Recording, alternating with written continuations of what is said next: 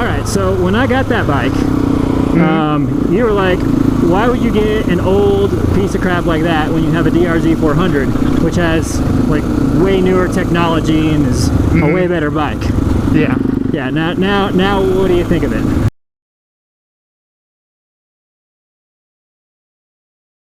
All right, CDS filler. Once you get over this log, you can do it. Clear that log. Stay on it. Lock the wheel. You got it. You got it. Over the log. Yeah. Yeah. Oh, you want me in front or you want to be in front? I don't know. You go in front.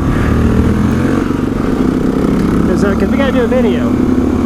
Oh, we're doing a video? Yeah, we got to do a video. Alright, what's the video? Okay, Bob G wants to know, does multi-core processors do any good on a single-threaded application? Okay, so this is Bob. I'm just kidding. I'm just kidding. We're not doing that. This is Bob G, not his wife, Bob Z, right? No, right. Okay. Yeah, no, that was a joke. There was a trail right there.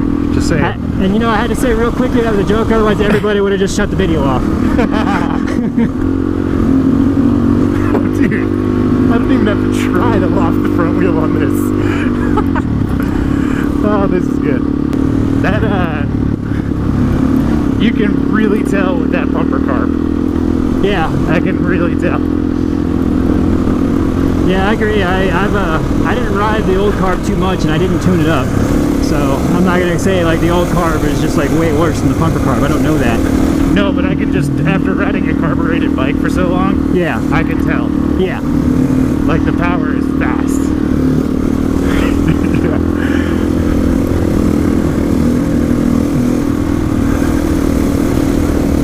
How you liking Xena back there? Man, it's after riding that all day, it's different. The Xena is much more plush. So yeah. so for context here, because I forgot we're shooting a video. Yeah.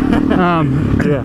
We're taking the XR400 out on its first ride after I worked on it all winter. And I've ridden it most of the day, and CDS filler just jumped on it a few minutes ago. And so it's, you know, it's kind of just a first impressions of the XR400 kind of video. We're not going to do like a comparison, like an in-depth comparison of the DRZ400 and XR400, even though we're riding both of them right now.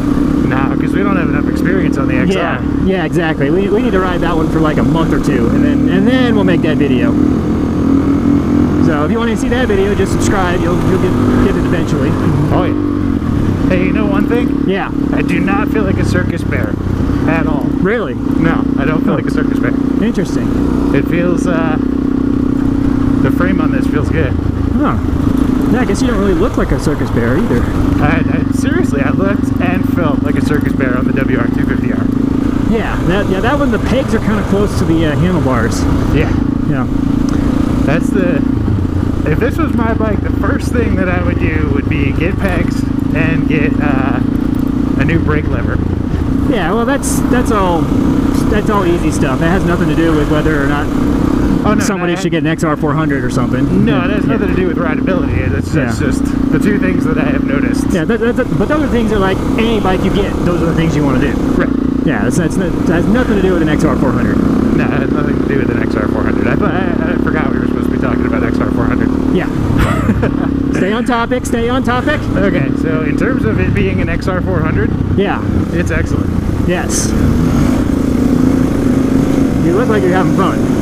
I am having a blast. Yes. You get this thing up in the rev range, and it just wants to go. Yeah. Yeah, it does. It's kind of weird. Like it's got really good low-end torque. So like if you want to tractor it up something, it does it. But you don't want to tractor it up something. You want to like get it up in the RPM so you can feel it pull. Right.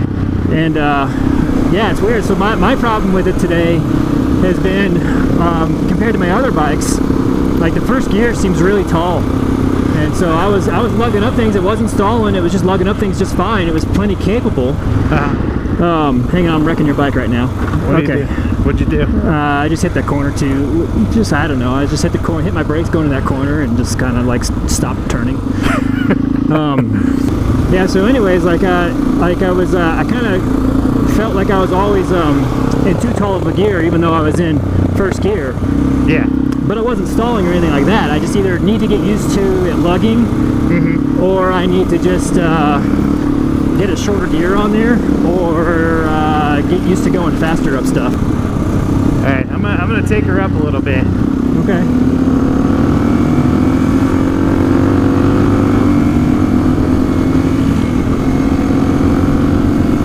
Man, you're brave. Huh? So you're brave. Why? I wasn't riding it that fast. You're officially riding it faster than I ever have right now. I just hit 55. Oh yeah, that's faster than I've ever been on it. Truck coming. Thank you. Yeah, that was good. She pulled the whole way through, very smooth.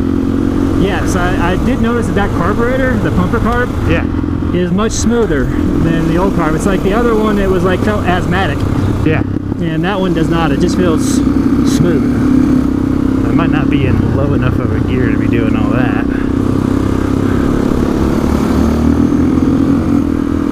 See, I feel like she does have more power than Xena, definitely. Yeah. But not like an excessive amount. No. Like I feel like they're on par. I feel like this would be like Xena if she like did some cocaine.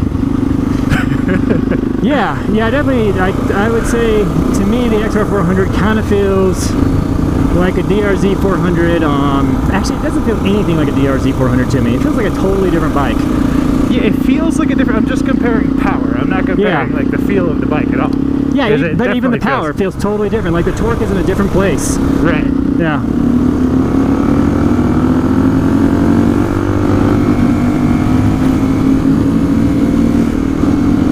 I'm actually kind of frightened to get on this thing the whole way. I have not had her wide open yet. Yeah. And that's how fast I'm going. Probably very close to wide open, but that is really fast. Yeah, it's a quicker bike. Yeah.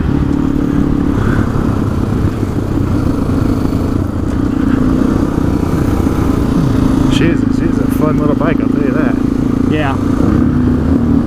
And I was literally back there right when we first started riding. I was lofting the front tire over every single pothole with zero effort. Huh. Like on Xena, I pull back and give it gas. On this, I was just giving it gas and kind of like flexing my shoulders. Right. Not really pulling. And it was going right over. Yeah. When that bumper kicks in, if you like, you have your RPMs right at the right spot, and you let that bumper kick in, and it just kind of blasts that front tire right up. Right. It's awesome. Yeah. The other thing is that bike, like if we get on some trails, you'll see it's like you can steer with the rear tire on that a lot easier than most of the other bikes we ride. Yep, one more truck coming. All right. Yeah, I believe it. So if I was gonna get like a strictly trail-oriented bike, I would want to get something like this. Yeah, for an old bike, it's fun. It's not too heavy. It's kind of it doesn't have an aluminum frame, so I think it soaks up the rocks on trails a whole lot better than like a motocross based trail bike like all they make today. Right. And I definitely like that. Yeah.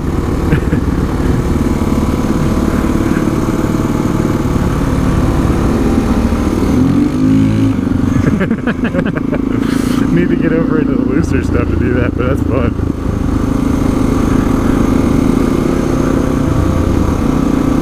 I have to make sure I'm never directly behind you. Is it going sideways? It feels like it's gripping. It's kind of a little of both. Yeah. It's roosting. Right on. All right. So when I got that bike, you were like, why would you get an old piece of crap like that when you have a DRZ400, which has like way newer technology and is a way better bike? Yeah. Yeah. Now, what do you think of it? I still agree with my statement. Yeah, I figured you'd say that. Now look, I'm not saying that this isn't an awesome bike. It's awesome, and I've had a smile on my face since I got on it. But my DRZ, I know, can ride on the highway, no problem. I can ride that on the highway with a little problem. Yeah, with a little problem. Yeah. Right now, my ass feels like it has a 2x4 getting shoved up it. Well, that's because you have an aftermarket seat on your DRZ400, and that's a stock seat. And it really comes down to just that. Like, the DRZ has kept up with you riding this all day, no problems whatsoever. Sure. Do I feel like this bike would be more fun to ride on the stuff that we ride regularly? Yes. Yeah. Do I feel like the versatility of the DRZ goes way beyond what this bike can do? Yes. Oh no, I don't think it goes way beyond it. I think I could throw a different sprocket on that, and it would be just fine on the highway. Do you think? Yeah, I'd throw a different front sprocket on it so it's a little bit taller gearing than it has now, and I'd put a more comfortable seat on it, and I think it would be just fine, although... And you would have no concerns hopping onto 70 and riding this down to St. George? I would have lots of concerns doing that on a DRZ400. I would have no concerns getting on Xena, as like, you know, if I was willing to sacrifice my buttocks. Yeah, so we can't really resolve that argument between the two of us because we're just in two totally different places on whether or not it's insane to ride DRZ400, so, you know, 800 miles on the highway. Right. Yeah. All right. So I think what we're gonna have to do is we're just gonna have to ride these two bikes a bunch this summer. Yeah. And jump back and forth a little bit, and then revisit this later in the summer and do like a full-on DRZ400 versus XR400 review. Yeah. I think that would be a great,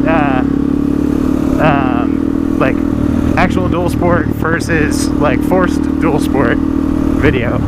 Yes. Come up with a good title. Yeah. All right. Well, let's just wrap it up there then.